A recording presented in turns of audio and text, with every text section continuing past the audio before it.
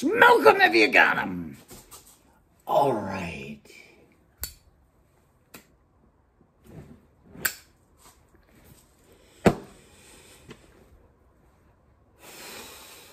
Resolution series. Take home packet. Page 3. Justifying. Intellectualizing. Joking. And there's truth in jest. Nietzsche wrote that we should do away with beggars. He said this because when we give to them, we despise them for taking. And when they take from us, they hate us for not giving enough.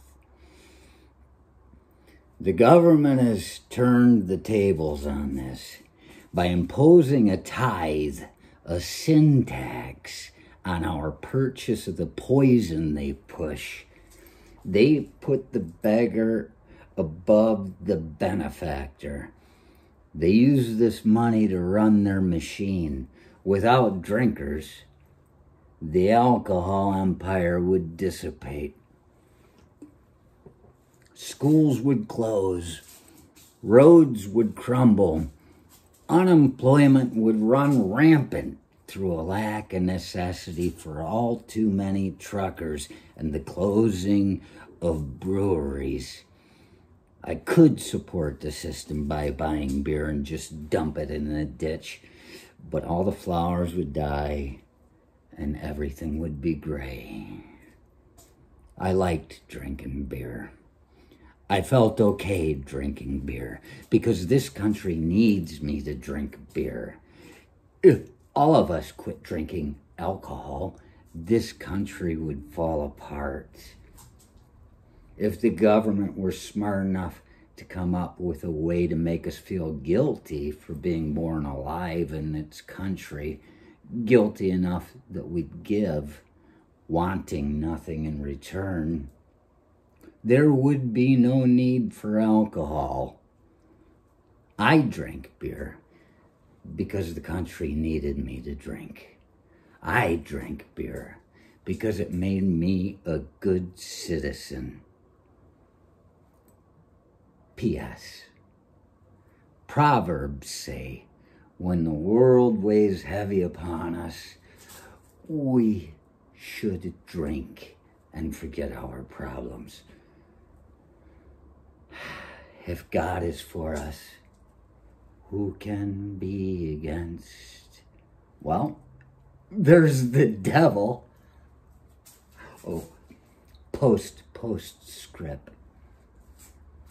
Truth be told, the only person that's ever told me I needed to quit drinking was my father. But as far as I can tell, he only wanted me to drink because he quit.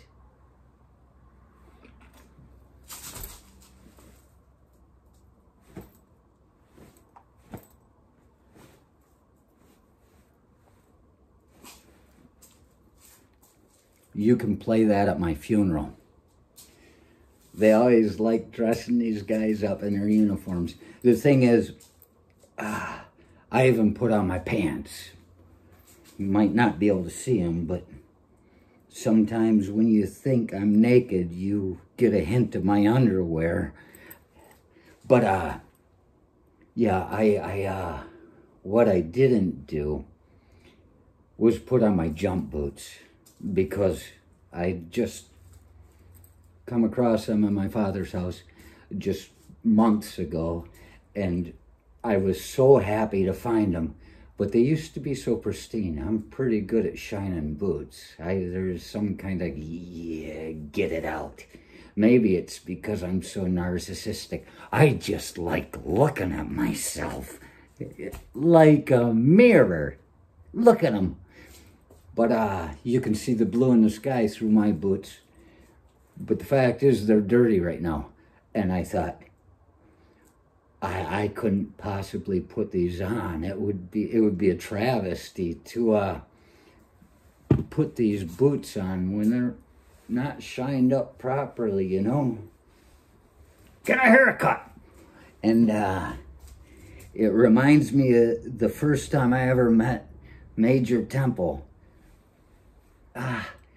It was the morning before a road march. It was just before light, just light enough you could see. And Sergeant Barr introduced me. This is Major Temple. I was like, all the way, sir. And he looked at me. We're going out for a 12-mile. And he says, because I always wore old boots for jumps and for road marches. Why? Because they're just going to get filthy. And he said, Gopinski, why are your boots not polished? I said, well, sir, we're about to get ready to go walking out in the mud, and they're just going to get dirty anyway. And he says, logically, of course, your asshole's just going to get dirty too. But you still clean it, don't you? And I looked at my feet and I said, well, sir, my boots don't make my feet itch. And Sergeant Barr just said, he freaked out. I can't do a Sergeant Barr. He was just totally not really a person. He was just, his ears got in the way. But Major Temple ended up being my boss. And because of his words that day, I couldn't bring myself to put on my boots. Airborne all the way, sir.